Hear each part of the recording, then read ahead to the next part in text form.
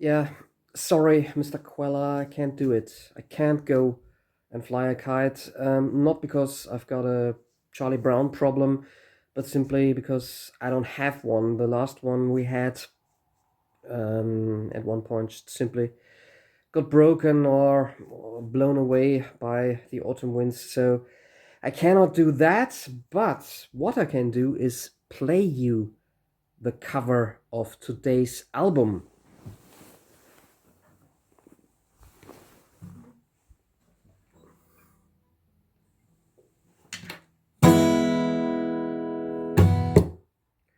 That's right. Go Fly a Kite by Ben Queller shows the tap, the symbol for a powerful E chord on the guitar. Welcome to another Indie Corner.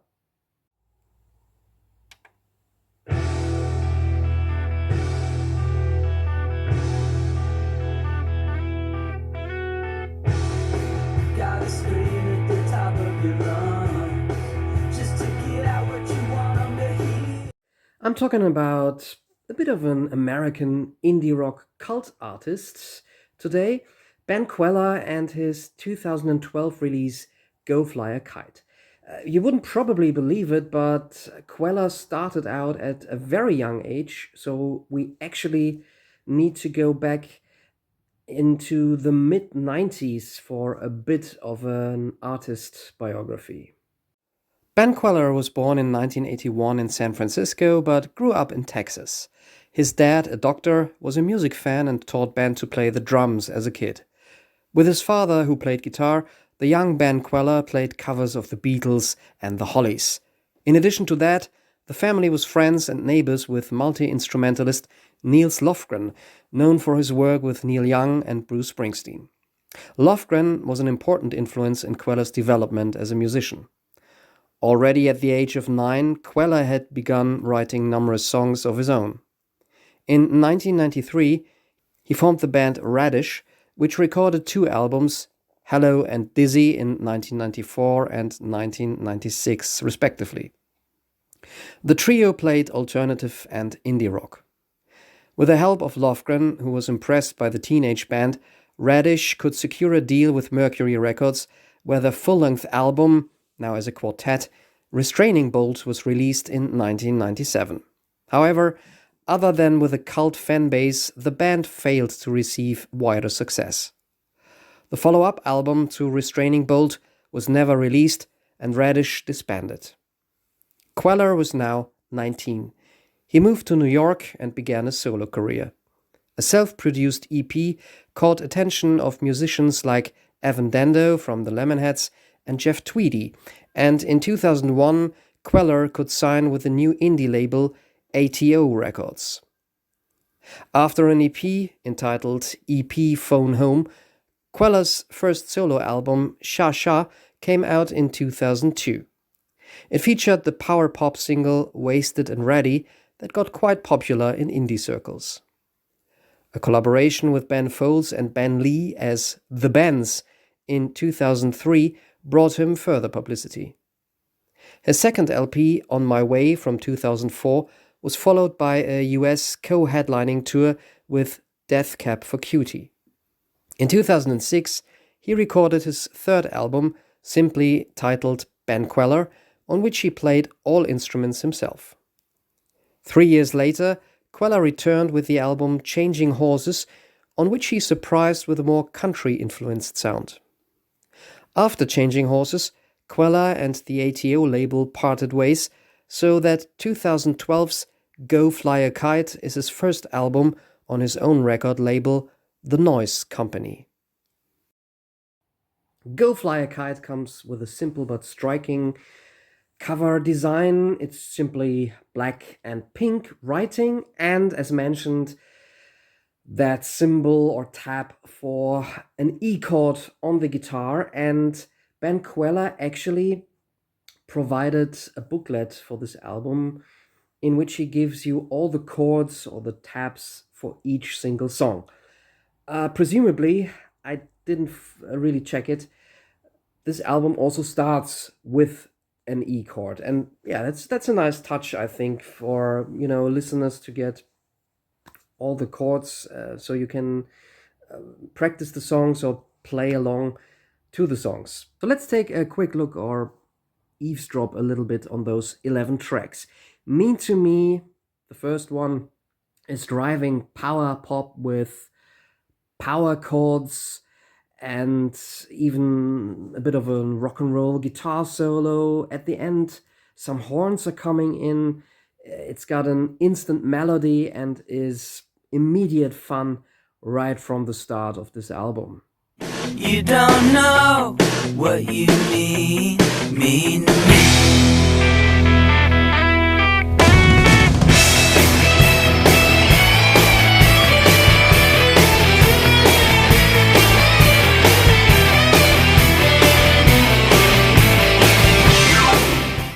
On Out the Door, power pop meets Americana. It's built around a very nice acoustic guitar phrase, and the music is filled with sunshine and musical hooks and optimism. The third track, Jealous Girl, is centered around the piano that keeps coming in more and more throughout the album. It's a mid-tempo indie rocker. And yeah, overall, Ben Queller's style, sometimes, I hope Ben Queller fans can forgive me, reminds me of Weezer, but with more careful arrangements and songwriting. This one is ear candy indeed. Oh, oh, oh, jealous girl, what have you done? I won't live in a jealous world with anyone. Can't you let your boyfriend be himself, sweet jealous girl? Then we get to Gossip, a track that slows down things a little bit. There's cool piano in a song about the destructive power of gossip. The verses change between a 6/8 and 5/8 time signature, which is quite cheeky and adds a bit of spice to the arrangement. I quite like this one. But I don't need any answers to get through another 24. 'Cause every time I have the gold key, I get locked outside of another door. Be sure that you want to be free. Free is a mid-tempo rock and roll track, very solid. Queller throws in a cool guitar solo. It's your typical indie rock power pop track. And this is followed by Full Circle, which is more of a honky-tonk country rock song, very pleasant and very fun to listen to. Justify Me brings back the energy. This song has got an interesting start-stop structure with rather frantic verses, but then the song slows down several times, and that's quite clever arrangement. Those halftime sections almost have got a West Coast rock feel. It's the shortest song on the album, but it's worth pointing out. Everywhere you go, you never know if you're coming back, but I don't care, I'm everywhere, no place to come back to. Up and down, you walk the hallway, silver face with hands as always, tick-tock on your back, chasing you. Justify me, I'm down on my knees.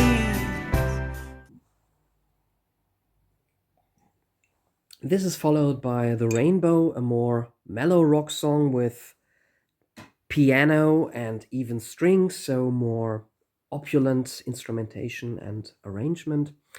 A song about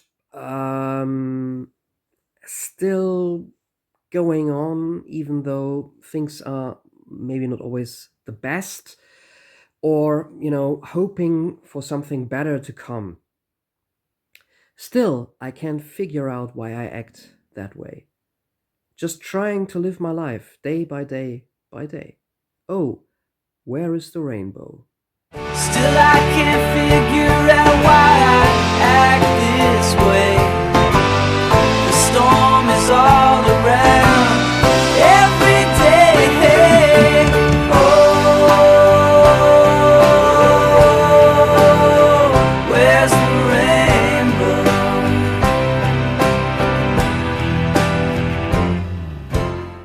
And after this kind of ballad, we get to the actual hardest rocking track on the album, Time Will Save the Day.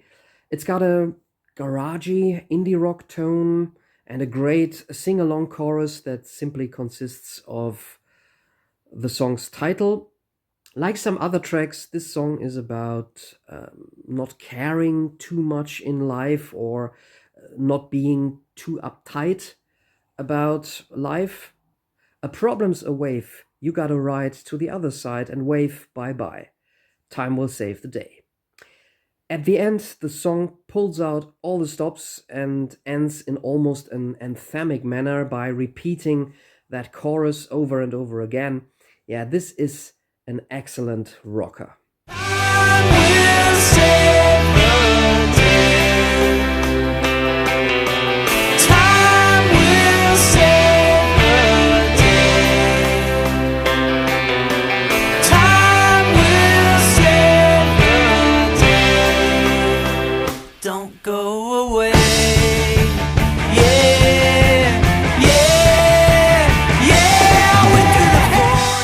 The second to last track is the slower, more introvert I Miss You.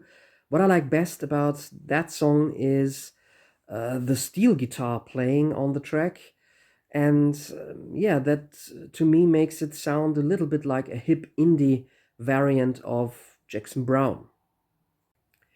Go Fly a Kite ends with the cheery, upbeat country rock ditty You Can Count on Me. It keeps up the optimistic, positive spirit that permeates the album. Given that we are talking about an indie release of the 2010er years, of course, this is an album that didn't leave any marks in the charts. It only charted in the USA and not very highly at 124, but that's also not very important if we're talking about modern day albums, non-commercial albums, even though this is very catchy songwriting, of course. But this is one of those great little albums that simply present a collection of very well-crafted, enjoyable, upbeat songs that are just, fun to listen to. It's a feel-good album with more than solid performances.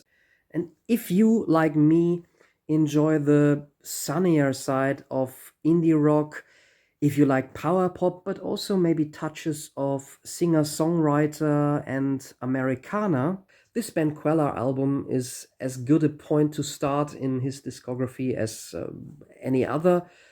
Practically his entire discography is extremely solid. So hopefully, if you've never heard of Ben Queller or maybe just know a couple of his earlier singles, this has steered maybe some interest in you to check out this album. I still can't go and fly a kite. Also, not sure what he is trying to say with this title.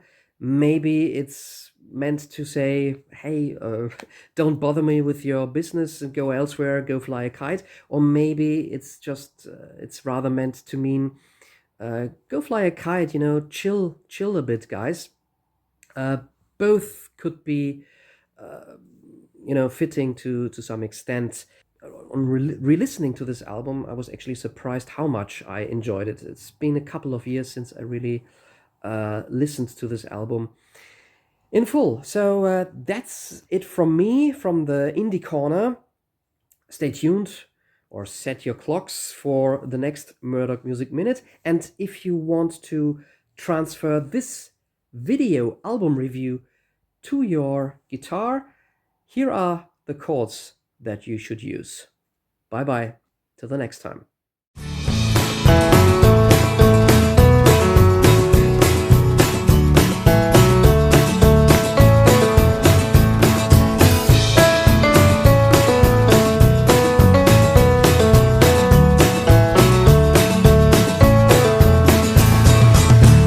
It's a sad day.